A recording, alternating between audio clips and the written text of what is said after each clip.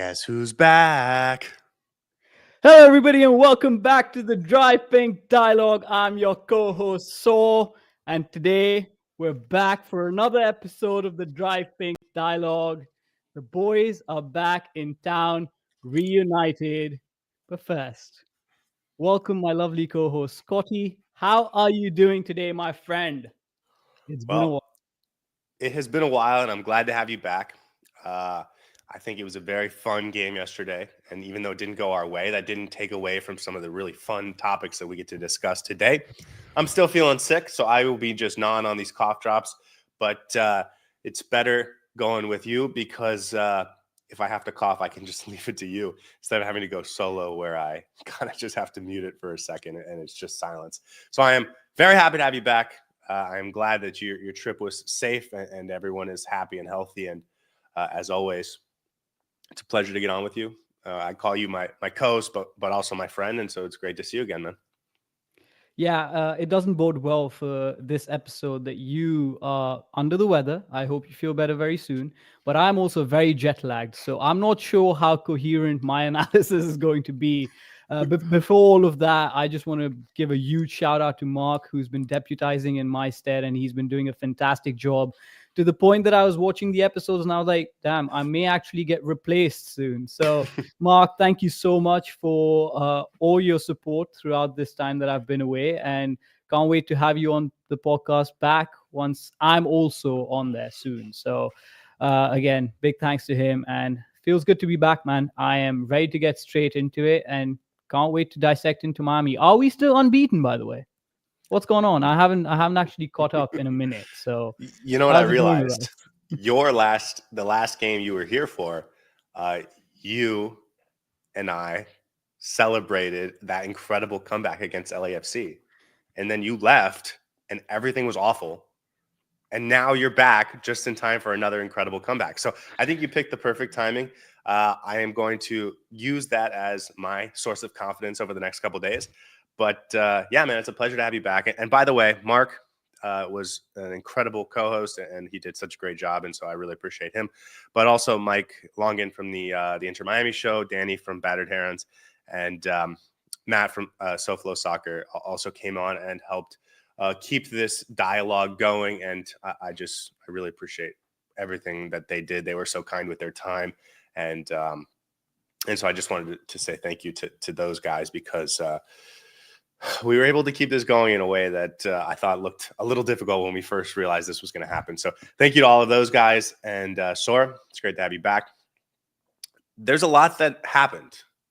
Basically, the team fell apart. They stopped playing Ian Frey. Luis Suarez stopped scoring. And you missed a bunch of rants about it. And most importantly, they traded the heart and soul of the team. So as someone who has not had a chance to really have your thoughts heard over the past couple of weeks, is there anything that's happened that you wanted to talk about and get your thoughts on? So off the bat, the big elephant in the room, Robert Taylor has finally departed into Miami and is no longer with us.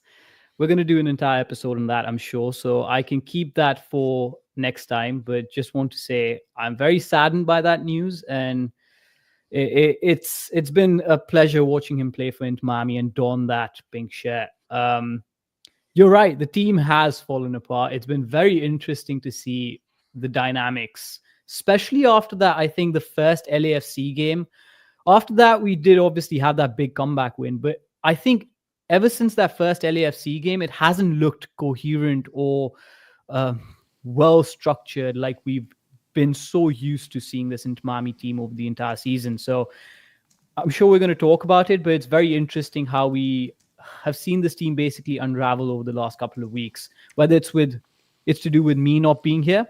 I'm sure that's the primary reason, but also some question marks about team selection, in-game management, just Javier Mascherano generally making some decisions that are highly questionable.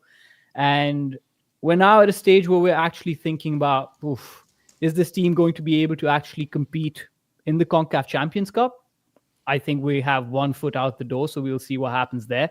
But also in the MLS, we seem to not be performing at par. And Earlier, it was our defense. Now it's our offense not performing. When our offense performs, the defense falls apart. It's just all over the place.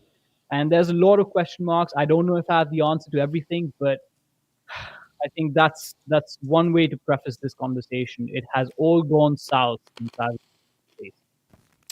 You know, the interesting thing is, and by the way, I apologize. I'm just sucking on these cough drops, and so if you can hear the slurps, I apologize. We have so many things we could talk about with Javier Mascherano and how we've gotten to this point. But if they win on Wednesday, it almost doesn't matter because it all worked out anyways. And so I'm hesitant to sort of just crush him or just go in on criticism because even though I have seen some things that have been frustrating, I think he has gotten away with some things that I thought were frustrating. And then when they came to bite him in the butt, it felt like we told you this was going to happen, and you still didn't make the changes.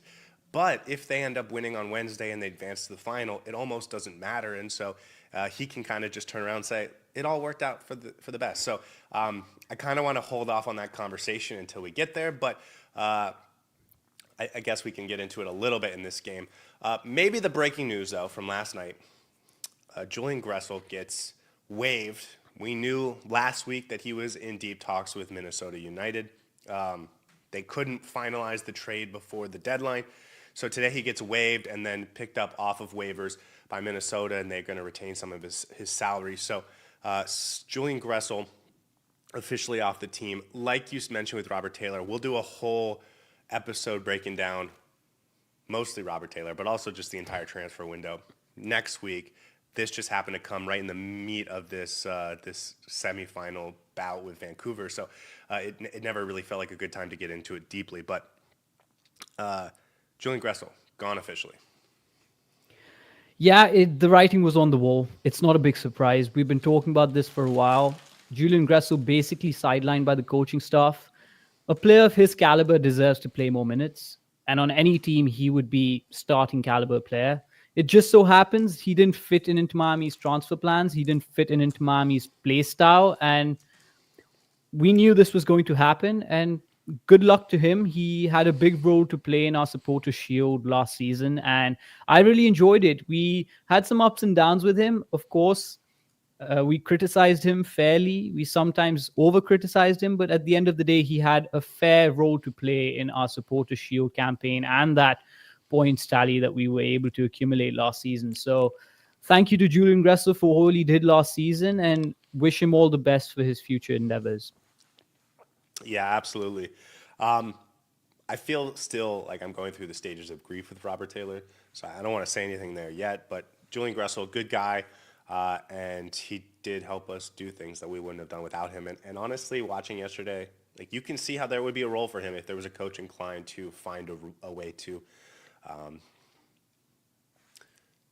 use him. And it just felt like Mascherano decided in his head, this isn't my player, and I'm gonna move on. And we'll figure out how to get you off officially at whenever that happens. But until then, don't hurt yourself in training, right? Yeah, and also I think he's been a gentleman about the entire situation. He hasn't Yes. been given minutes, basically been relegated to the bench for the CONCACAF Champions Cup, but in the MLS was not even picked for the bench. So didn't say a bad word about Inter Miami. Obviously must have had some frustrations with the coaching staff and the club, but kept it to himself and was a professional through and through till the end. So well done to him for handling it the way he did, and hopefully he has a great career wherever he goes next. And I'm sure he will. Okay, let's get into this game because I think there's a lot to talk about that's interesting. And we've seen the same lineup for so many months, really, with very little rotation. A couple spots have been rotated well. I think that defensive midfield spot between Redondo and Bright has been rotated well. They've done a good job of switching in and out at the center back position, but for the most part, we've seen a lot of the same guys play game after game after game after game. And yesterday was the first time we really saw a total reset. Messi, Suarez, Jordi Alba not even available off the bench. Busquets was on the bench technically, but I just think he was there because they didn't have anyone else to fill the bench after trading those wingers in the midweek. So he wasn't going to play. Alan Obando gets his first start. Let me take you back to pregame, and I know that you were flying when this happened. But when you saw the lineup, what were you most excited to see from the game watch? If I was going to talk about the pregame show and the lineup, I would say write rotation in capital letters in red on the wall because that's exactly what it was. Crazy backline. Don't know what was happening there. Darwin Martinez in left back. Of course, Maxi Falcone, Luhan, Ian Frey. Glad to see Ian Frey back, but it basically confirms that he's not going to start on Wednesday, which for me is a big, big grievance. Very happy to see Alan Obando start a game as well because I think that that boy deserves some minutes, and we're going to talk about his big moment for sure. And then that midfield was put together in training, and then he was asked to do a role, and I'm talking about Aviles, and I'm not too sure what that was about, but sort of worked out at least for the first 60 minutes of the game, and then it all fell apart. Listen, if we had won this game 4-1, 5-1, which it could have been, we would be talking about how great this Inter Miami team is because we don't even need to play the players in their actual position and we'd still win a game.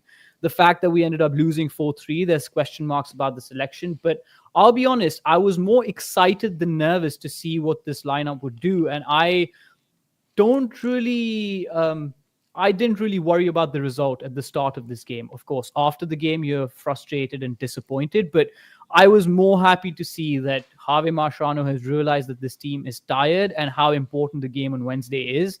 And he was willing to make some changes that could potentially be disastrous for this team. We could have lost this game 7-2 for all you know, given the players that were on this pitch. But we played well for majority of the game, and I think it was the mentality that let us down more than anything else. So I liked the rotation. I was happy with the rotation. I forgot to mention this, but there was a 7-2 scoreline in the MLS this weekend. Yeah. And it didn't happen in Inter Miami game. So we might have to wait a few more months before we get another one, but hopefully it'll be Inter Miami on the winning end of that one. Okay, let's do the rundown, and then we'll get into this game. Any final pregame thoughts, or are you ready to do this?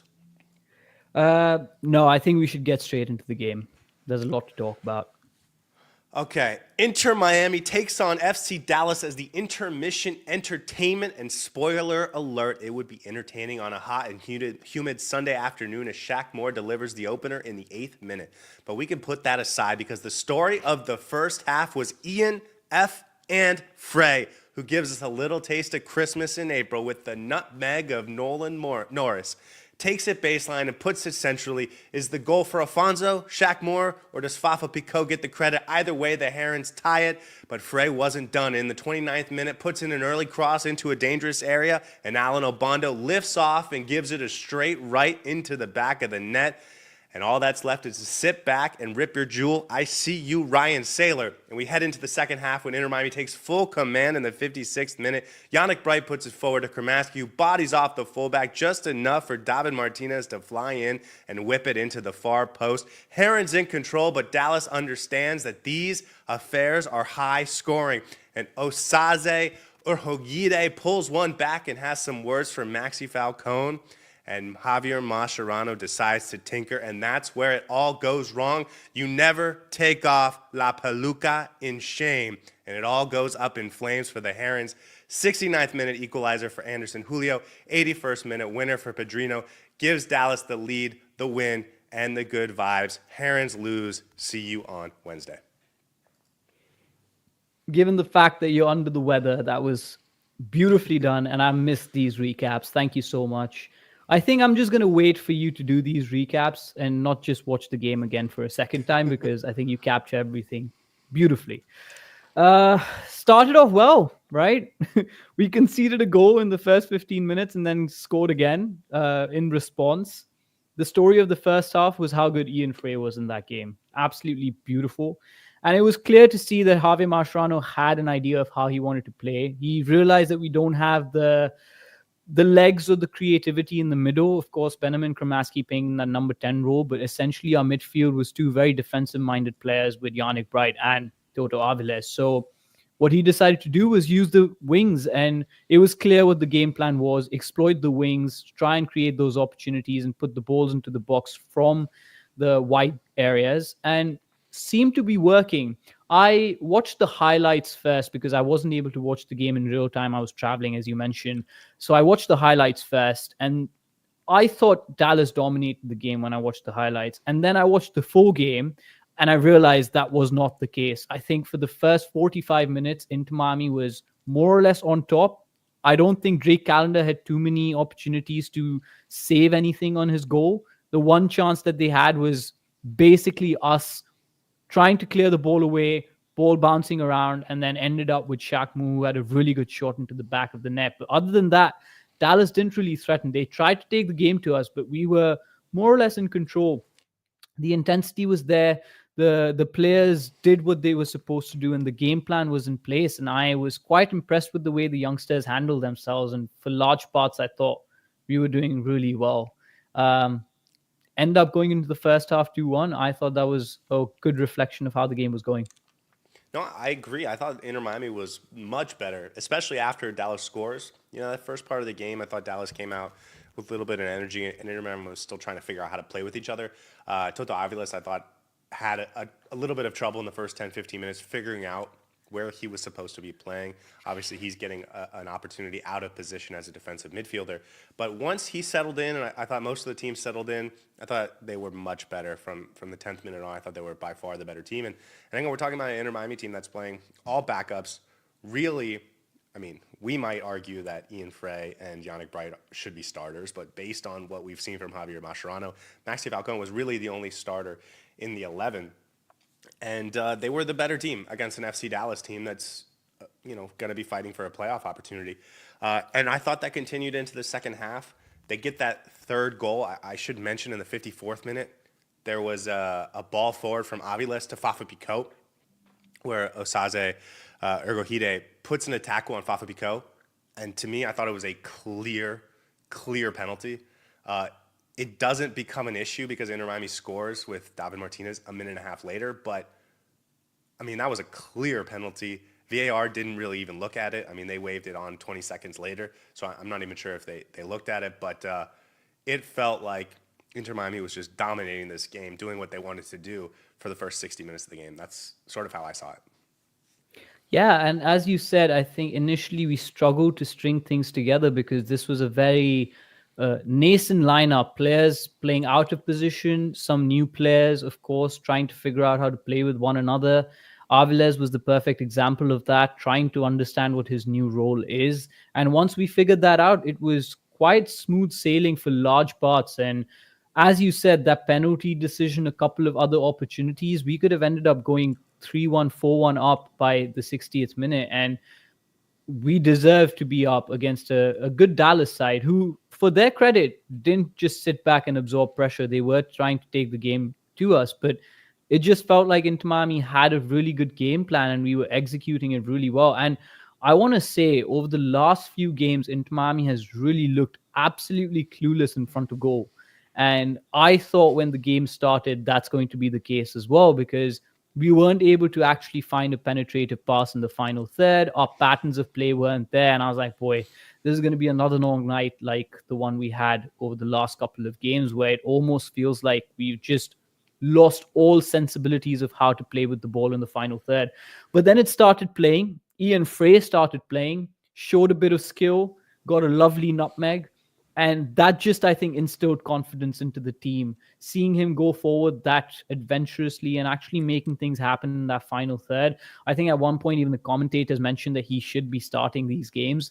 And by these games, I mean the ones in the CONCACAF Champions Cup. So it's clear to see somebody needed to take control of the game. It started with Ian Frey, and then the confidence flew throughout the rest of the team, and we just looked like the better side. And then it all just flipped. Yeah, one other moment I didn't mention was in the 21st minute, there was a potential handball on Ibeaga.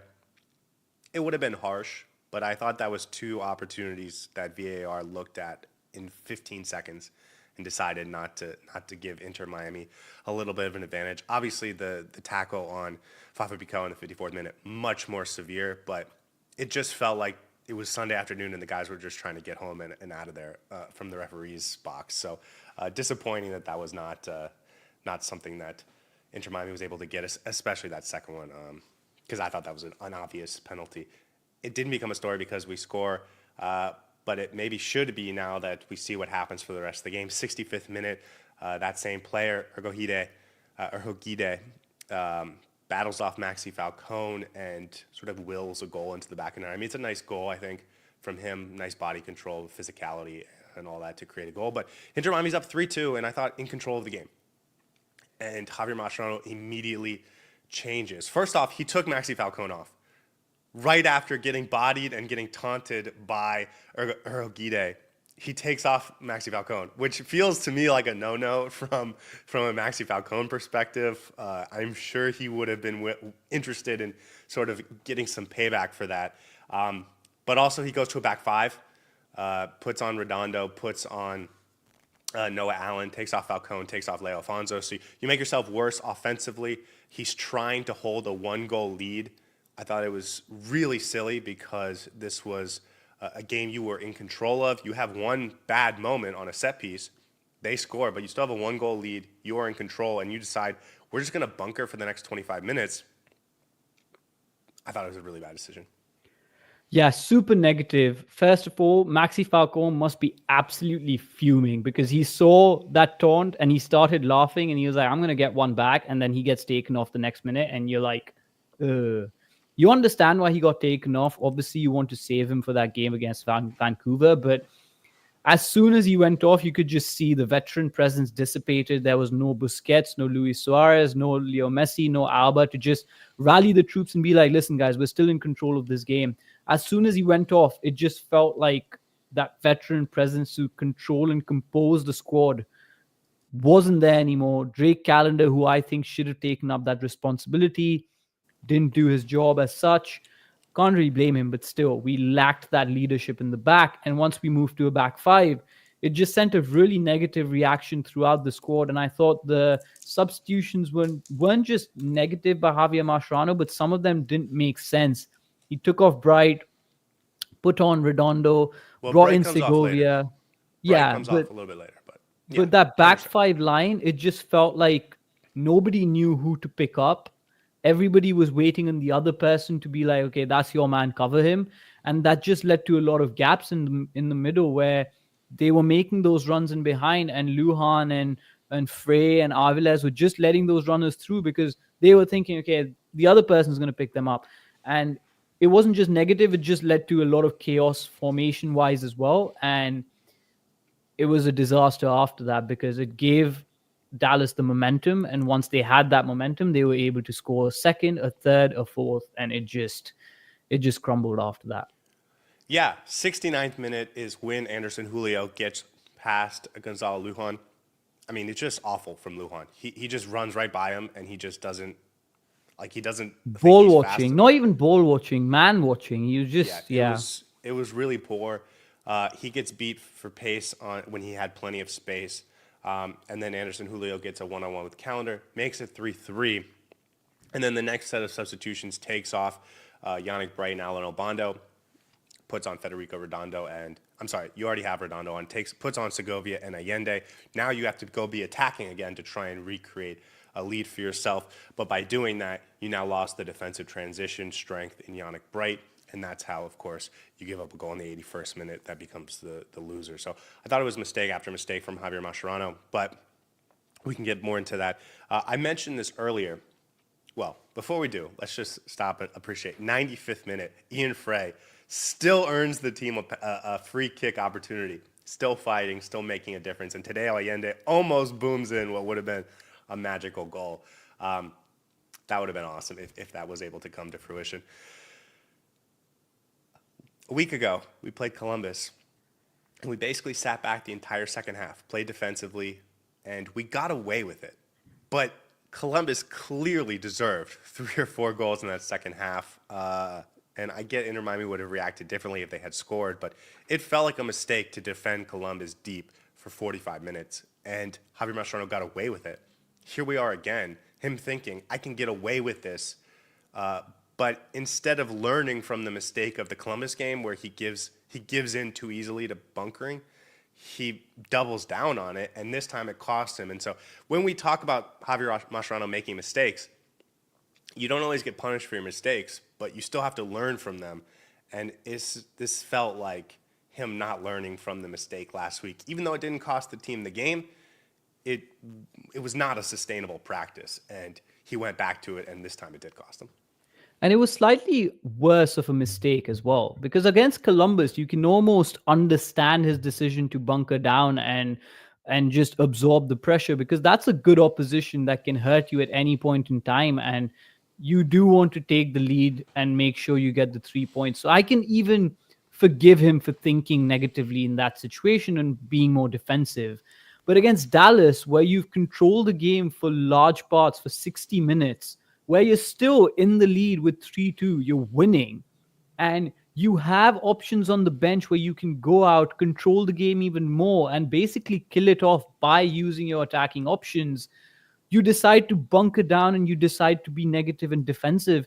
That for me is a bigger sin than the one against Columbus. And that's almost unforgivable. And I can't even blame the players in this. Yes, you can talk about Luhan not picking up his man. You can talk about Aviles not being strong enough in allowing that cut back. But I think it's got more to do with the mentality of the coaching staff and his decision making and how that dissipated throughout the squad. Because I thought if he had made the Segovia change and the Allende change before actually switching to that back five, we would have been able to take the game even more so to Dallas. And even if it was 3-2, I thought we would have been able to score a couple more goals and just kill the game off completely, because we have the skill and the talent to be able to do that with the players that we have on the bench, and we don't need to resort to a back five. And honestly, at that point, there was no need. We were still on top. It wasn't like they scored through skill. They got a lucky break off a set piece and were able to get a ball into the net through a ricochet, very similar to the first goal. So you were on top for that game, and there's no reason to take the foot off the pedal. So I would 100% blame Javier Mascherano for that decision making. And beyond that, like you mentioned it, we were in control of the game with the structure we had, Yeah. even with our backups. So even if you do want to replace a player here or there, we talked about Maxi Falcone. You want to save him, get him off a little early so he's ready for Wednesday night. You don't have to change the structure of your back line. Lucho Acosta, the most dangerous player on Dallas, was invisible for the first 60 minutes. Inter Miami did an incredible job of shutting him down. Ian Frey and Aviles on that right side, Aviles and Yannick Bright in the middle. His most dangerous moments when he switched sides of the field every once in a while, but Inter Miami really made him invisible for 60, 65 minutes. And then we went to a back five, and he lit up and became the best player on the pitch for the last 30 minutes. So I agree. There was no reason to change formation. There was no reason to change your structure. And there was no reason to be so defensive against a team that you were playing really well against. I thought that was really bad. What about the players, though? Because they were so good for 60, 65 minutes. And then I don't know, did you think there was any drop-off mentality-wise from the players?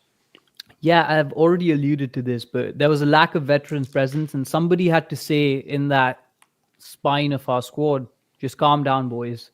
We still have this. We don't need to panic too much. Just control the game, play your game. I know we switched to a back five, but just pass around and try and create opportunities and take the game to Dallas, because they will crumble under pressure. We needed somebody to control that for us, to compose us down. As I said, as soon as Falcone went away, that just seemed to ripple through the entire squad, and we lacked somebody to take that leadership role. There was no Sergio Busquets to control the tempo of the game either, and that sort of affected us negatively. But I was thinking more so about this in terms of how over the last season and a half, this is probably the first time that I've seen this team actually mentally crumble and give up such a lead in such a manner against an opposition that we should be beating.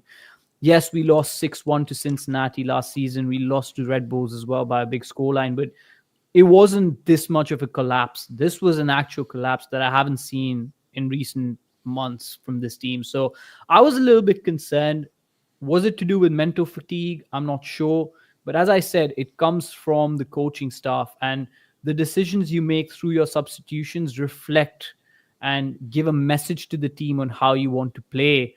And I think it just sent a very negative message through the rest of the of the 11 players on the pitch. By making those 5 changes in the back line, you're just telling them, okay, you got to absorb the pressure. And I think it just had a really negative impact on the rest of the players as well. I don't want to blame the players, but someone should have taken responsibility and just said, calm it down, control the tempo. We still have this. And there was a lack of leaders in the pitch in the last 20, 30 minutes of that game. Yeah, and also listen, Maxi Falcone had himself an incredible game. I thought it might have been his best game. I mean, he was everywhere. He was so good in that game. So taking him off the field obviously is going to make your defense worse. But again, all of that combined, it was just a recipe for failure for Inter Miami. I do want to give Mascherano credit. He did mention, and some people in the chat mentioned this, Mistiano, that he took responsibility for this after the game. He was open, saying it was his fault. He shouldn't have gone so defensive so early. So one of the things we've talked about with Mascherano is he is young, he's a rookie coach, and hopefully he learns from this. But it's frustrating when it happens. And one of the bigger themes of this game was that whatever happened, it was going to be okay because it was just an MLS regular season game. But can he learn from it moving forward? And that's the responsibility from this point on. Let's get to some of the brighter parts, though, because I thought this team, and I've said it 5 times now, they looked really good for the first 30 minutes. I thought they looked energetic. I thought they looked like they weren't lethargic. They were getting to second balls. It really looked to me like a fresh team. And that is something I was very excited to see because it was Inter Miami going up against, it was Inter Miami that was looking lethargic and dull and beaten down because the starters had played so many minutes. And we get this refresh and they looked really good and healthy and lively. And I thought that was awesome. Yeah, I think the recent trend under Javier Mascherano for this Inter Miami team has been that our defensive structure is in place. We know how to set ourselves up formation-wise. But what we were missing was the energy, the penetration, the movement off the ball, especially with our front line. And the lethargy, as you mentioned, started to creep in. Overplaying players, tired legs. And I was worried that this was going to reflect in the changes as well. For the first 5-10 minutes, it looked like we were still trying to figure out how we want to play with one another. But as you said, it felt energetic. It felt like fresh legs. We were trying. We were getting to the second balls. We were running hard and trying to win those balls in the middle of the park as well. And it just looked good. It looked fresh, and it looked like there was some energy and youth on that pitch. And I enjoyed watching that. And that maintained for large parts of the game. And that has to do with the rotation, obviously. Yes, you can say that there was a lack of experience in that pitch. Leo Afonso starting his first game of the season. Alan Obando starting from the front line as well, his first game of the season. But there was no lack of effort. And that's what I think was a really positive takeaway from this game, that our players, despite the inexperience, were actually trying. And through that, they were competing with Dallas and almost being the better team on the pitch for large parts. Well, and beyond that, I thought it showed that it was an exhaustion on the behalf of the guys that have been playing. That's the reason they have looked so lethargic. It's not that Inter Miami is just utterly unathletic. It's that the guys that have been playing too many minutes, and their legs are getting heavy. And so once you get a little bit of a refresh, you look a lot better. That's what yesterday told me. And so I would like us to do more of that moving forward, because there's no reason you can't be doing that on a consistent basis. And I hope a lot of the guys yesterday showed that they belong in the conversation for starting minutes, especially when you are rotating, because it's just night and day when you have some fresh legs on there. And I thought even in the second half when Allende and Segovia came on, they still didn't look explosive or fully energetic. And that's because I feel like they've been run down. And so it's just this whole game expressed to me so many things that have been going wrong with Inter Miami, or confirmed what's been going wrong with Inter Miami, that I hope we learn from moving forward. Yeah, and I think the biggest takeaway was that this team needed energy and rotation, and our players off the bench, our second tier string team, is also good enough to go out and compete with any other MLS team and beat them. My only worry is the fact that we lost. I hope Javier Mascherano doesn't use that as an excuse to say our second string players aren't good enough, because honestly, for large parts of that game, we were the better team. And that should be the case study that Javier Mascherano uses to now Yeah. use these players, right? Alan Obando needs to play more minutes. Leo Afonso should get more game time. Yes, you want to play Toto Aviles in the middle. That's fine. In certain games, you can do that. I think it's a good enough um, experiment that you can try it against the lesser teams in the MLS. So I want to see more of this rotation now, and I hope Javier Mascherano doesn't use the loss as an excuse to justify why he's been picking the same team again and again and again. Yeah, I 100% agree with that. Listen, Ian Frey, Yannick Bright, Toto Aviles is a 6, Cremaschi is a 10, Obando, David Martinez is a left-sided center back. I think there are so many more interesting conversations to have, and I want to get to them as we get through our awards. So maybe we can hold off the rest of that, those conversations for our awards section in a few minutes. But I guess my last question is, where are we at with Javier Mascherano? Because he was so good. So impressive over the first couple months of the season. I think we were identifying rotation as a concern, but for the most part, he was getting the most out of this team. They were winning basically every game for a while, and I don't know if it's because you left or not. Maybe it is, but all of a sudden everything went wrong. So it feels like it's been a really bad couple weeks for Javier Mascherano, and I don't know where we go from this. And we've been struggling to score, and we just sold 2 of our wingers, and all of a sudden we put our backups in, and we score 3 goals without much trouble.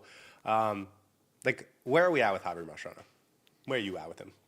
It's really funny because we've only just lost 1 game in the MLS, and the reason we're so disappointed is because of that Vancouver game. If that Vancouver game had gone any different, this result wouldn't matter that much. Yes, the signs have been there. We have been struggling to win games, but the results are still coming, and good teams win. Regardless, to just talk about Javier Mascherano, I'm not going to throw the baby out with the bathwater. I think it's justified to criticize him for these issues. Let me stop you for a second, because I don't think the results have been coming in the same way you just portrayed. We had that incredible LAFC comeback. Probably not. Win. For sure, that LAFC game was so much fun. But if you look at the last 7 games, not including that one, we've got 3 losses, 2 draws, and 1 win. So I guess that's the last 6 games, not including that win. And that 1 win we did get, so 3 losses, 2 draws, 1 win. And the 1 win we did get was that Columbus game where we were, I thought, clearly outplayed. It was really lucky we got the win. So the results have not been good, actually. Buoyed by that LAFC win at home, and if we can win against Vancouver on Wednesday, I think everything will be forgiven. But the results have been poor lately, especially considering how good this team is. Yeah, I mean, if you put it that way, I think it's a much more accurate reflection of how things are going. I think I'm still probably stuck in the LAFC victory and the comeback that we had. I do want to criticize Javier Mascherano on one issue, though, because for me, I think his defensive work with this team has been immense. That's something that we really struggled with last season, and you can see the defensive shape is different. We're no longer struggling on transitions as much. Yes, we sometimes concede a few goals here and there, but those may be chalked down to lack of individual concentration and some individual errors here and there. But overall, our defensive structure has been really good. But where I think we're struggling the most is that offensive side. I feel like first 8-9 games of the season, we were really, really good because all our players were fresh. We had the energy and the legs and the quality on the ball to just get things done. And now that the tiredness has started to creep in, we're missing that individual spark and that brilliance. And I think when those things happen, teams tend to rely on their patterns of play and their foundation with which they play, right? When your players are tired, they revert back to the most basic. If the basics are in place, you'll still be able to get over some of these humps. And I feel like the foundations in the final third have sort of crumbled when we don't have that individual talent to be able to get us through games, and when we can't get Allende to perform, we can't get Segovia to perform, Luis Suarez's goals have dried up, Messi has been really good but can only do as much without other players performing around him. So I feel like we need to figure out those patterns of plays and that basic foundation of how we want to play in that final third. And that for me is the biggest criticism of Javier Mascherano, and he needs to figure that out soon because we need to go out and score at least 4 goals against Vancouver. So that I think is a big worry, and I want to see improvement there. But other than that, I think the results have been fine. If we had been able to win against Vancouver or even get a point against Vancouver, it would have been a completely different story. He's a young coach. He's going to learn. It seems like he's willing to adapt and learn from the comments that he's made in the post-game show. He just has to show it on the pitch now, and he has to adapt. He has to make those changes and learn from his mistakes. Inter Miami beat LAFC on April 9th. And the next 3 games after that were that 0-0 draw against Chicago, the 1-0 victory against Columbus, where Wagon and Cremaschi combined for that 1 goal. And then we lost to Vancouver 0-2 last week in the midweek. Messi started all 3 of those games, and Inter Miami scored 1 goal. He wasn't really involved in a ton of action, wasn't involved in the 1 goal.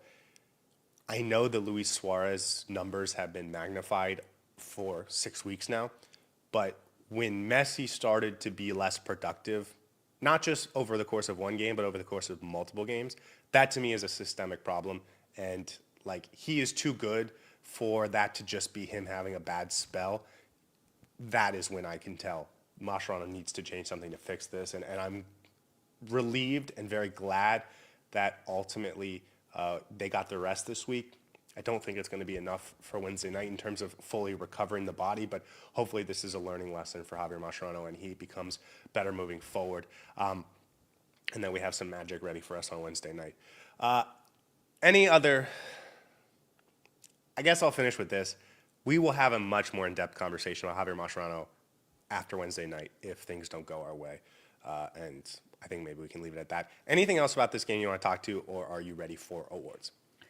No, I think in the grand scheme of things, if you just isolate this game away from the recent results, it was a positive game, and I think it was an opportunity for our youngsters to actually showcase some of their talent. And I really liked what I saw from Benjamin Cremaschi, Yannick Bright, Ian Frey, Alan Obando. Afonso, I thought could have done better, but I think overall it was a game for the youth, and I was happy to see that we were able to perform for large parts of the game. It was frustrating we didn't get the result, and it sort of crumbled towards the end, but that can happen when you play such a young side and a side that basically has not played that many minutes. And that's another reason for Javier Mascherano to play some of these kids more and get them minutes so that they're able to build that resilience as well. Last year's team was very resilient because they played in difficult situations. So hopefully this builds character. Yeah. And by the way, I agree with you 100%. I thought there were so many good, fun, exciting things about this game. And aside from the heron that flew north, I think that's all we're going to talk about for the rest of this episode. So let's get into it. Awards for this show. Inter Miami didn't win, but that doesn't mean we're not giving out a heron of the match. And if you haven't seen the show, we give out 6 awards, starting with the heron of the match, then a heron that flew north, and then 2 individual awards each. And because Mark took your spot and he went first last time, the ball is in my court, and I don't think it's going to be very tricky to figure out who I'm giving the heron of the match to. It's got to be Ian Frey. He was incredible. He was the best player on the pitch in the first half of a pitch that included the 2023 MVP, Lucho Acosta.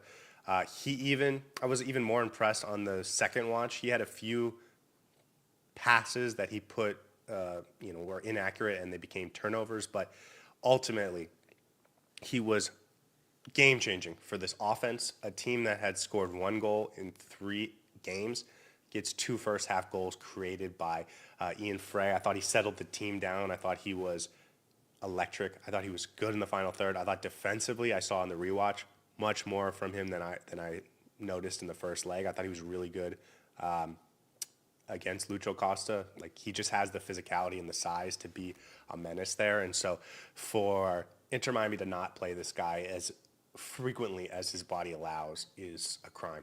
And I don't have anything else to say. He's the man. He really is.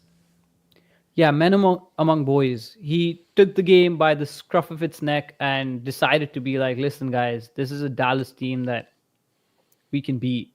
And then he showed up and then he showed off. Started off with that nutmeg. It was beautiful how easily he was controlling that right wing side. And it was sad to see that for for a majority of the game, he was a more productive player offensively. I think that was the game plan to allow the wing players to do their jobs. But Ian Frey, man, he's just so good. So good on the ball, so good in creating those opportunities. Today, I think he showed something we haven't seen much from him in this season, at least, with his crossing ability and putting those dangerous balls into the box. We know that he has that, but I feel like we talked halfway through the set of games that we've just been through that Ian Frey has become a sort of a team player and lost that X factor spark going forward and doing those magical things that we love to see from him. And this game, he just had that in abundance. You know, he's like all that pent up energy of creating those magical moments. He just exploded with this game. And it's a shame that we didn't actually come out with the 3 points, because I thought Ian Frey really stood out amongst the 22 players who were on that pitch and deserves to be the Heron of the match. Well, I think he had 1 assist, but he should have technically had 2 or 3. He was just so good controlling that right wing side. Inter Miami has played 16 games this year, and Ian Frey's played in 8 of them, half the games. And in the 8 games he's played in, they've scored 21 goals. It's 2.5 goals a game. And in the 8 that he hasn't played in, they've scored 6 goals. He opens up the offense in a way that no one else even comes close to. And we spent so much time in the offseason, earlier this season, last season. How do you get more productivity from the right side of the pitch? And it's really simple. You just play Ian Frey as right back. He's a good defender. He's good in transition. He is physical and defensively stout. He's big, and so he has like a physical advantage against a lot of the wingers he goes against. He's got long speed, so he doesn't get beat for pace down the wing. And then when you get into the opposition half with the ball, he's composed, he's calm, he's confident, he's willing to try things, he's willing to progress the ball, and then he's got final product, right? Like, I know we haven't seen him score this year, but we've seen him score some goals in the past, both on set pieces and from the run of play. He is dynamite, and it is astounding to me that he didn't start on Wednesday, and that he's not going to start this Wednesday, and that he's been benched by Cello Wigan, and he's been relegated to being the B team right back because he's the best player on the pitch. Are we ranting yet about Ian Frey and Cello Wigan? Is he going to start on Wednesday? Save that. Is he going to start on Wednesday? No. Because I don't know how you can watch this game and say he's not. And if you were up 2-0, I understand. But you need 4 goals. This team needs to score 4 goals. Oof. They need 4 goals. And Ian Frey makes you better at scoring goals than Cello Wigan, and it's not even close. He opens up your offense, and he's not a liability defensively. Like, he doesn't make you worse defensively. So he's better defensively than Cello Wigan. He is. So if there was ever a time to push the limits on Ian Frey, it's now. Obviously, it's the second leg of the CONCACAF Champions Cup, of the continental, semifinal. And he balled out 3 days before. If Cello Wigan starts on Wednesday, it's going to be a huge conversation about what the hell this guy is doing on this team. And by that I mean Cello Wigan. I thought it was a mistake back in December to bring Cello Wigan back, and I thought Cello's been fine. But when you see the kind of impact that Ian Frey can have on the field, like, that's the type of player you should be going for to have every single game. And you have one on your team in Ian Frey, and you're not using him. I don't understand, and I've seen people over the last couple weeks trying to defend Cello Wigan, and the coach sees this or whatever. And I'm just thinking to myself, it's only because you haven't seen Ian Frey in 3 weeks or 4 weeks or 5 weeks, however long it's been. It's not as even that. As soon as you see him again, you're going to remember he's the best right back on this team by far. Ian Frey has had more impactful games for this team in less number of games than Cello Wigan. Cello Wigan, I can't remember for the life of me ever having a game like that. Forget about all of that. Cello Wigan did not earn his place back into this squad. That's my biggest gripe with this selection, right? A lot of the players come back. Drake Callender is still stuck and relegated on the bench because Ustari has been better than him. And I can get behind that decision because Drake Callender hasn't done enough yet to earn that starting goalkeeper role. Why has Cello Wigan come back from a long-term injury and just been plugged straight back in for a player who's potentially one of the best top 5 players for this team every time he plays? If you need 4 goals on Wednesday, you need to go aggressive and you need Ian Frey, not just because of his offensive qualities. He just offers so much more offensively, but also defensively. And the best quality that a player has is that he makes the players around him play better. And Ian Frey allows us to do that. The reason we were playing so expressively and we were actually creating offensive opportunities was because that Ian Frey Tadeo Allende combination, that right hand side, was actually opening up defenses. By putting Cello Wigan in, it's just not there anymore. There's just no longer that expansiveness and that ability to break down defenses because Cello Wigan is not as good on the ball as Ian Frey. He doesn't have that ability to take on players. Even his passing isn't that much better than Ian Frey, even if it is better. And Ian Frey is goal threatening in every position that he takes up on that pitch. And I think every single Inter Miami fan has seen that.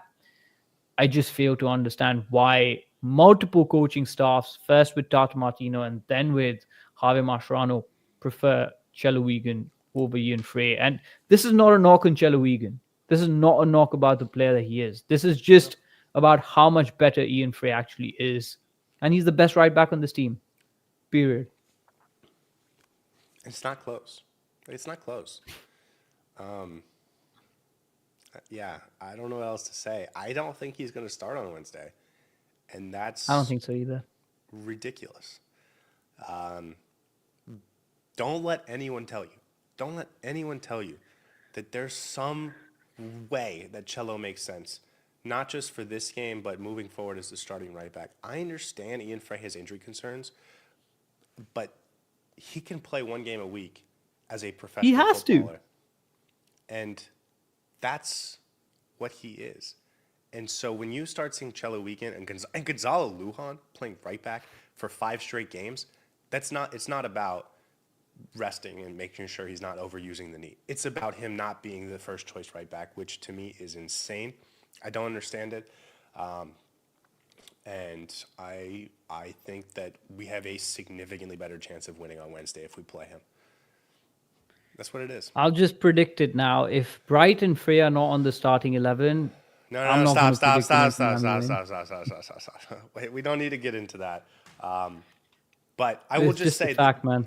the offensive numbers when he plays for the team, because he doesn't. It's not like there he's to getting see. every assist. It's not that he gets every goal, but the entire team plays better, and it's because that right side becomes a threat, and the opposition has to go out there and defend it because Ian Frey's out there doing stuff with it, and having the confidence to go out there with the ball and try and play something. You know, Cello Wigan, when he gets forward, it's all 100 miles an hour because he doesn't have the composure and the comfortability over there to sort of settle on the ball and try and work a way to get across him. Like, he will try, he goes into the final third every once in a while, but it's all pace, it's all whipping the ball in. Like, it's chaotic. That's not what it is. It's with Ian Frey. one-dimensional. It's Yeah, not. thank It's you. not. Yeah, it's one-dimensional. It's not exciting. It's not dynamic. That's not. It's not that's dynamic. What we don't get. Yeah. And Ian Frey is, and that forces the defense to come out there and defend him or get beat by it. And that's what's going to give you the space for Suarez and Lionel Messi to ball out in the ways that they have to ball out. And by the way, you get Talasco Segovia out there, or you get Cremaschi, and you start seeing those two interchange, you're going to love it. And by the way, you like Ian Frey whipping balls into Alan Obando, wait till he's got both Tadeo Allende and Luis Suarez in the box on the receiving end of those balls. Those guys just knowing where to be at the right time. You are going to start scoring more goals. Okay, maybe we should just move to the next one because it has to be Ian Frey. It has to be Ian Frey. And if it is Cello Wigan in the starting lineup on Wednesday, that is probably going to be the first talking point we go to if it doesn't go our way on Wednesday night. One last thing I want to say, and I have said this for the last year, he is an offensive substitution. If you need a goal and he's on your bench, put him in the game and you will be a better offensive team. It feels like coaches think, I need a goal, I have to put on another forward, I have to put on an attacking midfield or something like that. You can put on Ian Frey and become a better attacking team and be more likely to score a goal. don't be afraid to do that. And we've never seen it from Tata or Javier Mascherano so far. All right. Heron that flew north award. Is it time? Are we only doing 2 awards today? I'm too sick to be ranting like that. Okay, the Heron that flew north, and for those that haven't seen this show before, is the award given to the player that was doing the wrong thing, because Florida Herons don't fly north for the winter. So if you catch one flying north, you catch them doing the wrong thing. Saur, I leave it to you. Welcome back. Give out a bad award and make someone feel bad for today. Welcome back. I'll keep this short and sweet. I don't think we have to go on such a rant for this player, but we can if you choose to. I'm going to give the Heron that flew north award to Gonzalo Lujan for probably the worst 20 minutes that he's played for Inter Miami this season. Maybe it's an over-exaggeration, but I didn't like what I saw from him.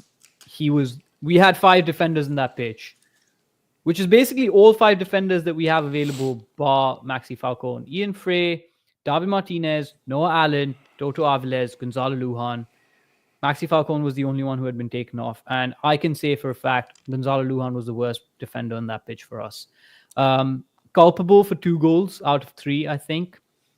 First goal that was conceded by Inter Miami in the first half, I thought you can forgive Luhan. He tried to clear the ball, should have done better with the clearance, but it ricochets, falls to the Dallas player, and he scores. Shaq Moore scores a really good goal.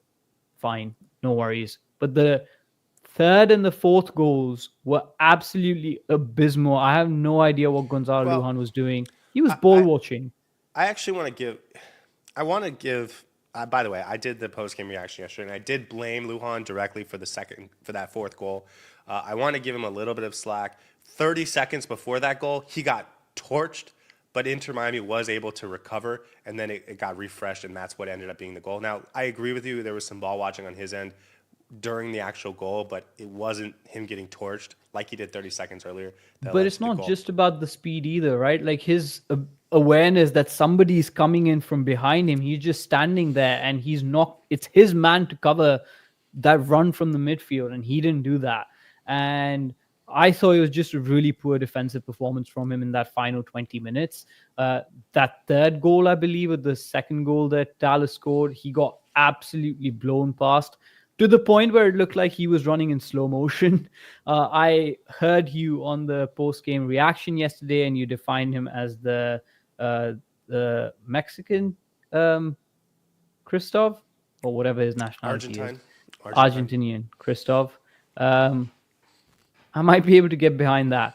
I didn't like what I saw from Luhan. I think he's more of a reserve player and needs to play only in certain games against lesser oppositions. And he doesn't bring that much to this already stacked defensive lineup. So I don't know what his role in this team is and where he stands. But yesterday he was culpable for a couple of goals, and was responsible for letting Dallas come back into that game. So for that reason, he's going to get the Heron that flew north award. I've been on this Luhan thing for a while. I mean, he's gotten so lucky that he hasn't given up games, because if he could have lost us the LAFC series on his own if Denny Bouanga was a better finisher. I thought he was really poor against Columbus. He's had some really poor games, and it hasn't bitten us in the butt. And so people have continued to defend him. Here's what I will say. I think he's the worst player on the team. We have 26 guys on the first team now that Robert Taylor and Julian Gressel are gone. And this does not include Israel Boatwright and Tyler Hall, who have been loaned to the B team, so they're not a part of this. But of the 26 senior team players, I guess we'll see what Baltasar is. Gonzalo Lujan's the worst player. I'm ready for Ryan Saylor to start. We've seen Lujan start over David Martinez. That's just a joke. David Martinez is so much better than Gonzalo Lujan. I'm ready for Ryan Saylor more than Gonzalo Lujan. I don't want to see him again for like a month, because he's awful. I'm sorry. This is so mean. I feel bad. Now I feel bad. He's a professional player. He's the worst center back on Inter Miami, and I'm ready for Ryan Saylor over him.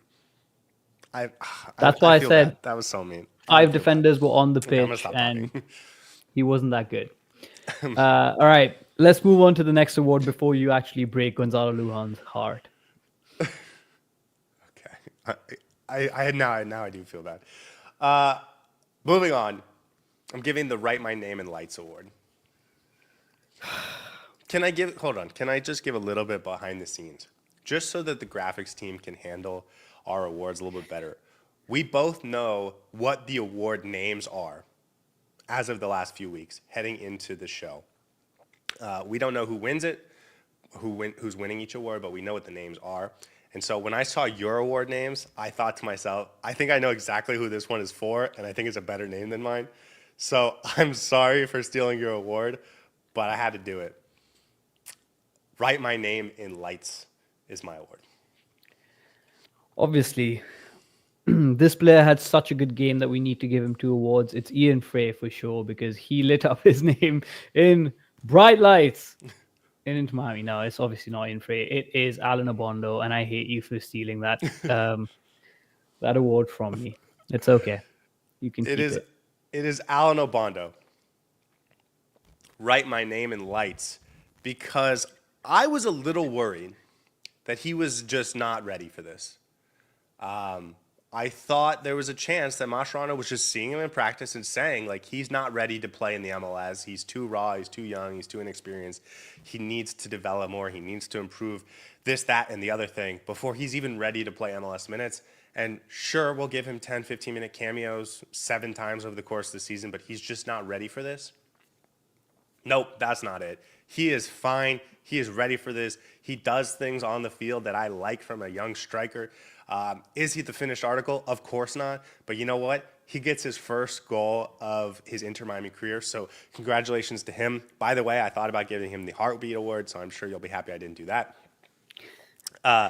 He needs to play more. And with Suarez being a guy who's clearly more talented but needs more rest and recovery and rotation, Alan Obondo's fine. He can do that role. Give him an opportunity. Play Alan Obando more. Congratulations on your first goal. I like to see more of him. As he said, congrats on your first goal. He had that opportunity off the bench, and it was a moment that was a little too bright for him. And then in his first start for Inter Miami, he goes out and scores a very, very good poacher's goal. Exactly what you need from your striker. Exactly what we've been missing over the last 3-4 weeks. Movement off the ball. Ian Frey with a really good ball in. And that goal was entirely Alan Obondo's creation. If he doesn't make that run into that space and beats his defender, he doesn't get that goal. So he worked hard for it. He got that goal. Beautiful. Very happy for him. Congratulations. My first reaction, still very raw. But that doesn't preclude him from starting games when Luis Suarez needs a rest. Because as you said, he shows things on the pitch where you're like, I can see why this is a player.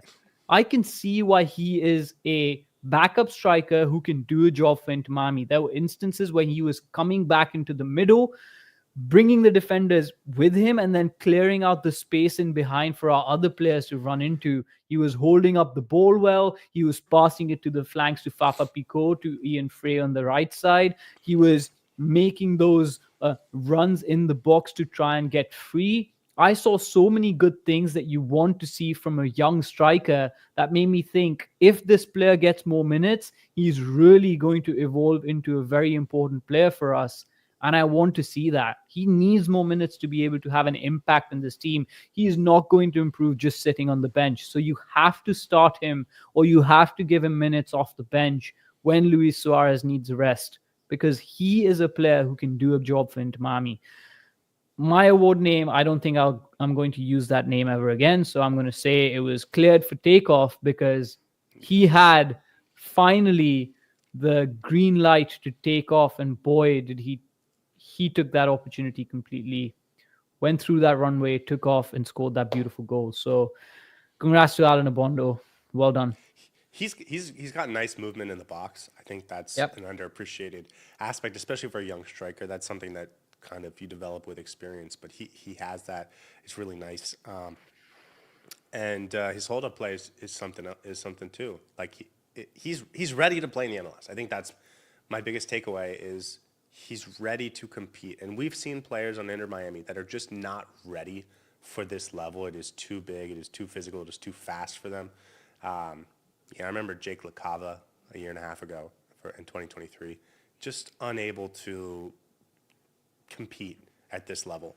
And that's not what this kid is. And I didn't think he was there, but I was a little worried he might be there, and that's why we haven't seen him more. He gets a start, and he clearly belongs in this level. Obviously, he's not the starter. Obviously, he's not better than Luis Suarez, but he's good enough to be able to be an option to help rotate for Luis Suarez, and I think that's a huge bonus for Inter Miami. If you need a goal, 70th minute, bring him on. Whether it's with Luis Suarez or for Luis Suarez, that's your decision, but bring him on because he could offer opportunities for us to score goals. So I want to see more of that. I want to see more of Alan Obando. Let's move on to my award. What you got for me? So I am going to give the Between the Devil and the Deep Sea award. Between the Devil and the Deep Sea. Well, the Devil in this case is Javier Mascherano because he's not starting Ian Frey. And the Deep Sea is the opposition goal because we haven't been able to score there and it feels so far off in the distance. And so between Javier Mascherano and the goal is Benjamin Cremaschi as his number 10. And he's getting Between the Devil and the Deep Sea award. Nailed it. You tried. That was a good explanation, but clearly not accurate enough. Between the Devil and the Deep Sea implies that you're caught between two unwinnable situations or two difficult situations. And for the first 15, 20, 25 minutes of the game, I thought Toto Aviles looked like a player who was completely caught between two worlds. Between the Devil, that's the defense, his natural position, and the Deep Sea, that is the midfield where he was asked to do a job. And it looked like he's going to struggle. And I was thinking to myself, why has he been put in that position? And then he decided, I'm going to drag the Devil and I'm going to take him with me to the Deep Sea and drown him there because he started to build his role in that middle. He started to understand when he needs to go to the ball, when he needs to stay back a little bit, when he needs to basically play as a third-man defender in the middle, or when he needs to go forward with the ball. He did things that I really liked. He had some really good runs with the ball where he took the ball and actually moved into the final third and created opportunities.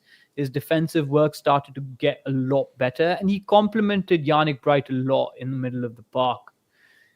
When he moved in the back line, that's when we conceded 3 goals off the bat with no response. So something tells me that the Yannick Bright and Toto Aviles partnership was actually working. I like this experiment. I was skeptical about it, but I like this experiment. This reminds me of the Sergio Busquets experiment of putting him in the back line. I want to see more of this because I think Toto Aviles is young enough and has the qualities to actually develop into a solid number 6 when needed. He's no Yannick Bright right now, but still can do a job. And I like it. I agree with you. Everything you just said, I agree. I think Toto Aviles has what it takes to do this role, and as a depth option, it's really nice, or it's fine. Busquets, Redondo, and Yannick Bright have been rotating through these 2 spots basically for the entire season, and we've been wondering who else can play there when one of those guys is unavailable. We've seen Sergio Busquets not be available for a suspension. Potentially Yannick Bright and Federico Redondo missed a game because of injury last weekend. So if not all 3 of those guys are available and you only have 2 and those 2 start, who can be the guy that can come on and give you some extra pace or athleticism, or if someone gets injured and you need to have a mid-game adjustment? Who's going to be that guy? And I thought it was going to be Telasco Segovia. It's clearly not. Maybe it'll be Baltasar Rodriguez. We'll see. Maybe it'll be David Ruiz. We'll see. It doesn't feel like it's going to be Benjamin Cremaschi. It feels like it's going to be Toto Aviles. And when you have a depth piece that's going to come in and sort of be forced to play a role that's not his role, I thought this was a good experience for him. I agree with you. First 15 minutes, a little shaky. Wasn't exactly sure where he was supposed to be, but I thought he grew into the game. He had a really nice moment where he pushes the ball forward to Fafa Picault, where Fafa Picault, I thought, should have gotten, but he got tackled. It should have been a penalty. That was created by Toto Aviles. So really nice game for him. But I'm a little worried about this actually because I think we need him at center back. because I don't want to see Luhan there anymore. So, like, if you are telling me I have to run out, like, let me give you a better example. If I can rather have Toto Aviles at center back, Luhan not there, and play Cremaschi as an 8 and I'd rather do Talasco that. Segovia as a 10 or whatever, I'd Yeah. much rather do that. So I don't like moving Aviles out of center back if it's just to give Luhan some space, but I think Aviles can do it for sure. Give me that Ryan Saylor juice, and then Aviles can play as a 6. Hopefully. You're really on the Ryan Saylor bandwagon, right? The return Did of anyone the else Saylor. see him hit like a jewel or something right before halftime? He just goes up. They show the skyline. He should right in the middle of the game, like 44th. Was it actually a jewel, or was he like sucking I'm on the tears? I don't know what or it something? was. I don't know what Oh. it was, but it certainly looked like it. Oh, who knows, man? I'm not sure if that's No, banned or not, but Aviles is a good player, man. He's a good player, and he hasn't gotten a yellow card in 7 games. So claps for him. that's why we've not been winning games, man. That's why we've not been winning games. True. All right. And you know what? There have been a couple games where he's come on and tried to get a yellow card. So maybe he even understands that. Columbus game, yeah. Okay. Go to My next award is the Hold the Mate for Now. Hold the Mate for Now award obviously goes to an Argentine on the pitch. Now I need to figure out who the Argentines in this squad are because I'm super bad with nationality. I don't see borders. For me, everyone is the same. All right. I think this award goes to Maxi Falcon, who had He's a not fantastic he's not game. from Argentina. Damn it. I think this award goes to Tadeo Allende, who played in strike for the final half of the game and actually looked good there. I actually didn't think he looked that good there, but that's not who this goes to. Hold the Mate for Now does go to a sneaky Argentine, and that's Benjamin Cremaschi, who is half Argentine, and I'm wondering if he's getting a little bit of love from Javier Mascherano for that fact. That's the conspiracy theory going around Inter Miami right now, and maybe there's some legs to it. He was given a ton of responsibility in this game. It clearly was Javier Mascherano saying, I want you to be the playmaker in this game. We're going to put you at the 10. We're going to put you on corners. We're going to put you on set pieces. I want you to demand and control this game. And that's a lot of responsibility for Cremaschi, who hasn't done that in quite some time. And I thought he was a little wasteful in a few moments. Like, it wasn't an amazing performance, but I like the fact that he's being given this opportunity, and it doesn't bother me that he had a few wasteful moments. Obviously, the set piece was awful, and he skied it to West Palm Beach. Thank you to someone in the chat for that reference. I thought his corners weren't that bad, actually. We have not seen a ton of corners go into the box lately because whenever Messi takes it, it's either to Alba at the top of the box or he's trying to do an Olympico or it's a short play. So we haven't seen a ton of corners go into the box. I thought Cremaschi did a fine job with that. Like, they were in dangerous spots. None of them came off into anything. There were a couple of good fine. free kicks as well, like deliveries into the box from dead ball. Yeah. So he had a wasteful moment that I think is probably going to stick in a lot of people's mind in the 65th minute, where he kind of gets forward, and it's right after Dallas scores the second goal. So we're up 3-2, and we have a chance to go back up to 4-2. And he's pretty wasteful with it. He kind of crosses it straight into a defender. But aside from that, like, I enjoyed seeing him be given the opportunity to lead and to try and take control of the game and to be put into positions where he could have a huge impact. Even if he didn't have that, I thought this was part of his growth process and development. And so I wanted to acknowledge that was what Javier Mascherano was doing for him, and that's why he was put in so many of these sort of prime spotlight situations. Not that it was amazing every time, but it was fine. He did have some nice moments where he's botting people off. He created the David Martinez goal by sort of just beating that right back for Dallas.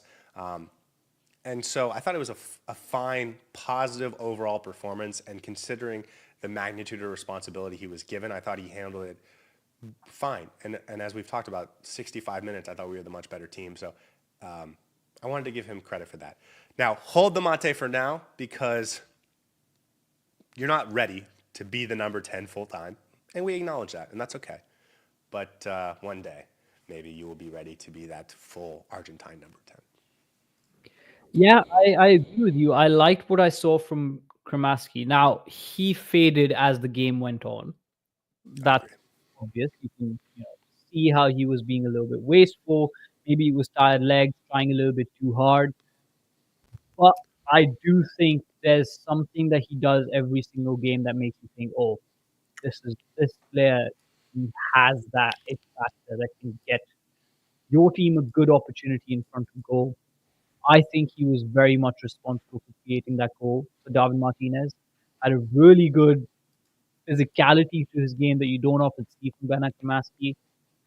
Bodied the defender, allowed that space to be created, and then David Martinez just ran onto the ball and had a really good shot in. But overall, I thought I saw enough positive stuff from Benjamin Cremaschi this game to make me think he needs to play more. One thing you can't get from youth is consistency, and that's what's going to be lacking in his game. But as he gets more opportunity in these moments, as he gets more opportunities playing that number 10 role, he's going to be able to adapt and learn a lot more. So I'm hoping that the more he gets to play in this role, the more he evolves as a player. And I think there's definitely a player there. We've talked about it. I really like him and what he brings to this team. So in these games where you have to rest players like Messi and you have to experiment a little bit, I have absolutely no issue with Benjamin Cremaschi playing in that number 10 role. Yeah, and he's gotten a lot of trust and love from Javier Mascherano over the last couple of weeks, which I think is interesting. We will see what Baltasar Rodriguez does to Cremaschi's minutes, but we're having these conversations about why is Cello Wiegand playing over Ian Frey? And is that related to him being Argentine? And why is Federico Redondo playing over Yannick Brighton? Is that related to him being an Argentine? And Cremaschi actually is half Argentine and has a relationship with Mascherano that predates this. And part of me can't be quite as happy for him as I want to be because he's a young player that deserves opportunities to shine. And now I'm worried that he's the one getting these opportunities because he's also half Argentine. I'm pushing that thought out of my mind. But so for right now, I'm just going to say I'm happy he's gotten it. And I think I'm like happy that he's continued to be a part of this team in a way that I think a lot of people thought he might not be when Baltasar arrived. And so, he's contributing, man. He scored a goal. He's assisting. He's getting those goal dangerous opportunities. And I don't want to speculate about why Javier Mascherano is making the selections. We'll leave that to the internet until we actually have more legit sample size to choose from. Maybe midway through the season, we can do a midweek episode on that. But for now, I think, as you said, it's good that he's getting those opportunities. Okay, what is your last award? So my last award is a Shakespeare reference with a little bit of a Saur twist. I'm going to call this the Why For Art Thou There Award, which basically in normal English translates to Why Are You There Award. Didn't sound that good though, right? Can you repeat that for me? Why For Art Thou There Award. It's a Romeo and Juliet reference, in case you're wondering. No, that's a Hamlet reference. And you know who's most like Hamlet? Maxi Falcone, and that's why you wanted to give an award to Maxi Falcone. Why for art thou there?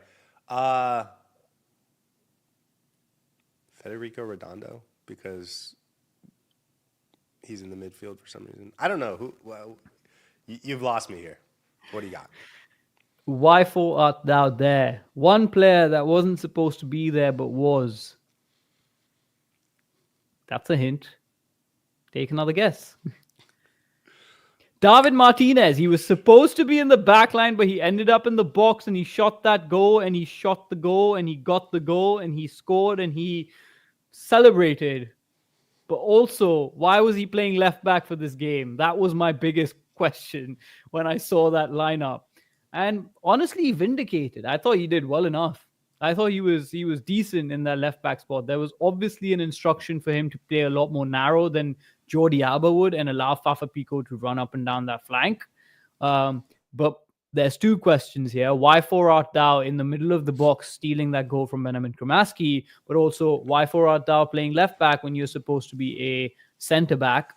But either ways, both decisions got vindicated. Scored that goal, had a beautiful shot, and then played decent enough in the left back spot where I thought he looked better there than when he was playing centre back.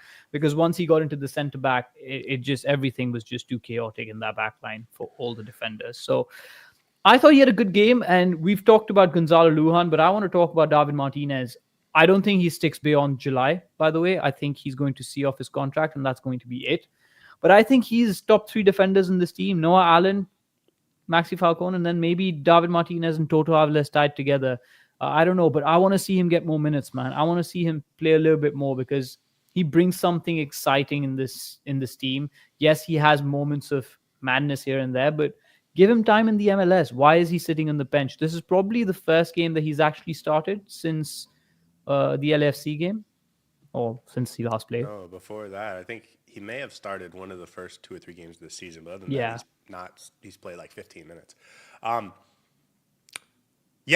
I actually, I want to talk about him as a left back first, but I just want to say I thought he had a really nice, solid performance there. He had some nice switches of play because he's an excellent passer of the ball with that left foot. Obviously, he gets the goal. He's not Jordi Alba. He's not even Noah Allen as left back, and that's fine. But what I wanted to get to is we have been a little nervous about that left back position because Jordi Alba's a starter. Noah Allen's a very capable backup, but if Noah Allen's also a starter, it becomes much more difficult to rotate on a consistent basis. And here we are, unable to rotate Noah Allen in a left back because he needs to get a rest for Wednesday night's game because he's the starter. Jordi Alba also needs a rest. So what are you going to do at left back? David Martinez filled in, I thought, admirably enough that he can do that job for the rest of his time here. I agree with you. I think he'll be gone at the end of June or whenever his loan expires. But for us to have a third player that is a professional caliber player and not relying on an 18-year-old or something to come in and give us, maybe he starts 2 or 3 more games there over the next 2 months. But if that's all it is and it's that type of performance, I'm happy with that. And I think that fills a need on this team that we were a little worried wasn't there. So very happy with David Martinez. And I think he deserves to play more as a center back too. Like we have played Gonzalo Lujan a lot. David Martinez is way better. Yeah. Brings so much on the ball and does so much for this team. We'll see. I'm not sure what his role on this team is going to be moving forward. But as you said, I think having him in that left back role, it's a very interesting find by the coaching staff to actually put him there. Never played that role before. So I thought they were vindicated by their decision making up until the collapse. I feel like that's the story of this entire game, before the collapse and after the collapse. But I thought he played well and deserved an award because it's been a while since we've seen David Martinez, and we need to use those beautiful graphics, right? Yeah, for real. A couple other players that I thought actually had noteworthy games. Maxi Falcone, I thought was tremendous in this game. Really, I thought he was exceptional, especially on my rewatch. I thought he was fantastic. Yannick Bright did Yannick Bright things, and it's not a surprise to me that we gave up a goal in transition 3 minutes after he comes off. Toto Aviles, we talked about. Fafa Pico gets a goal, and Leo Alfonso gets his first real meaningful opportunity of the season. I thought people were too harsh on him. I thought he was active, energetic, lively, helping with second balls, helping to transition, helping to pull the back line apart. Like, even though he didn't have a ton of great touches, and he did have an opportunity. By the way, I wanted to give Cremaschi credit for this because in the 36th minute, he puts a through ball into Leo Alfonso, who made the run behind. It was good vision. It was a good ball. And Leo Alfonso was just too slow, and the defense caught up to it. So he didn't have any remarkable touches or moments that made you say, wow. But overall, the energy, the enthusiasm, the athleticism, I thought was a positive influence. And so he's another player I think we can see more of without feeling like the team's going to fall apart. Fafa Pico scores. Drake Callender. What do you think of Drake? I thought he had a couple of good saves, but it feels like the team just does not want him to have a good game in that box because we just put him in difficult opportunities, man. he was fine. I don't think he was outstanding by any means. Again, didn't have a performance where you're like, oof, he deserves to start the next game. But I thought he did his job up until we actually put him in really bad situations. Had a couple of really good saves, as I said, but overall, I thought he was fine, average. My last award would have been Everybody Hates Drake because Yeah, exactly. We just don't want to. he was good in this game, and he somehow gave up 4 goals. He had a number of nice saves. There was a really nice save, I believe, in like the 75th minute, where he comes out and he just makes the stop. But that's the one I'm remembering. Just put in really tough positions. Anyways, so I feel bad for him. And then the last 2 players I want to talk about were Segovia and Allende, who I thought, aside from the free kick by Allende, and I think maybe there's 1 or 2 moments from Segovia where he looked good, I thought they made the team worse. And that is really scary considering how highly elevated they have been over the rest of the squad in terms of playing time. And they came on and they looked worse. Yeah, my alternative award would have been wherefore art thou, because I feel like Segovia and Allende both could be given that award for being missing for a while. Doesn't sound right, but yeah. It makes me nervous, and I can chalk it off to saying they're exhausted, and even 75 minutes off is not enough. And by the way, that's what I think we're gonna see on Wednesday is 1 game off was not going to be enough to recuperate this team. But they're not so much better than everyone else that they deserve just unlimited playing time. And it did feel like that maybe at one point, 6 weeks ago, 8 weeks ago or whatever. But that's not where we're at right now. And so Fafa Pico, I was about to say Robert Taylor, Alfonso, Cremaschi, like Baltasar, these guys can play over them, and you're not going to get that huge of a drop off until these guys hit a form where they just can't be dropped. You can move them. You can not play them every game. Okay. Yeah, I agree. Anyone else? I mean, I ran through a bunch of guys, but anyone else you want to talk about for this game? Any final thoughts? No, I think we touched on a lot, and this was a game for the youth, so we deserve to keep it to them and talk about them more so. Unfortunate we weren't able to see it across the line and didn't even get a single point. But sometimes you have those games, and sometimes you just have to take it on the chin and move on from these. You have to learn from this. They have to become more resilient from this, and hopefully it's a learning lesson for a lot of the young players out there. How's it feel to be back, man? You were gone for a long time. It's like I never left. I missed almost 13 episodes, and it felt like I was always there with you in spirit. I will say it feels really good to be back. At this point, my jet lag has just completely consumed me, so I have no idea if I'm saying anything coherent. But I miss doing these game recaps, and I miss just getting on the mic and talking with you. So glad to be back, and I can promise I'm not going to be leaving for any time soon. So you're going to see a lot of me for the next few months, guys. So hopefully you're excited to have me back. Yeah, well, it's actually great because our audience retention had dropped off without you. Clearly, they came for you. And so it's great to have you back, man. Final thing I wanted to say, once again, thank you to Mark and to Matt and to Danny and to Mike for coming on and sharing some time with me on the mic so we could keep this consistent. You guys were tremendously kind, and I really appreciate it. And then to everyone in the comment section and everyone that listens and writes comments below the video and stuff. I say this every time, but you guys make this so much more fun for us. You guys are the reason I want to make sure we continue having these types of conversations even when one of us isn't available or one of us is sick, because it is so much fun to do. And so I really appreciate you guys. I hope you have a wonderful night. I don't want to say anything about Wednesday. We're going to leave it there. Guys, enjoy your night. Start your prayer circles. That's all we're going to say. Start your prayer circles. We will see you 1 hour before kickoff on Wednesday night for the biggest game in Inter Miami history. And until then, I hope you guys have a lovely week. See you then. Hey everybody, thanks for tuning in. Do us a favor and hit that like and subscribe button. Since our first viewer, sharing this with you all has been the very best part. So from the beginning until the end, thank you for being a part of this and have a wonderful day.